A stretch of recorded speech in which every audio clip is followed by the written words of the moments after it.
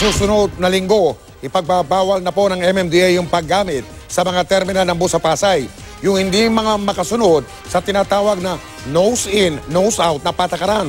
Sa pag-inspeksyon kasi nila, nakita nilang 9 na terminal ng bus ang lumagpak. Yan ang tinutukan ni Susan Enriquez.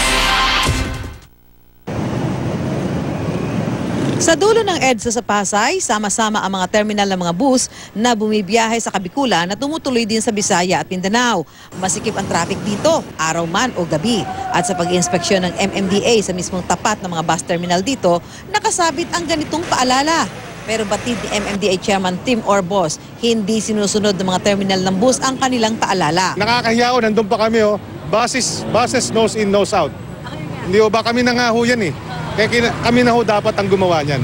Sa 16 na bus companies na nagte-terminal sa EDSA Pasay, 9 ang bagsak sa inspeksyon ng MMDA. Ang mga terminal kasi nila halos isang bus lang ang kasya.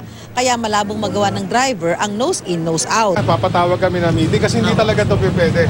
Naintindihan nyo naman, di ba? Nasa batas naman talaga. Wala tayong magagawa dito. No? Wala talaga eh. Hindi pwede. Kasi hindi ka makaikot sa loob eh. Ha? Habang hindi natin ginagawa, maninikat kami na maninikat.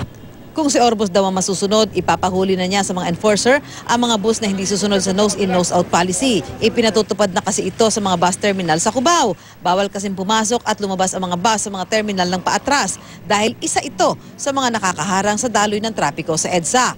Pinagbibigyan lamang daw ng MMDA na mabilis na makauwi ang mga pasaherong naipon sa Metro Manila nitong Kapaskuhan. Kaya banta ni Orbos, simula sa isang linggo, hindi na maaaring gamitin ang mga terminal na hindi kaya ang nose-in, nose-out.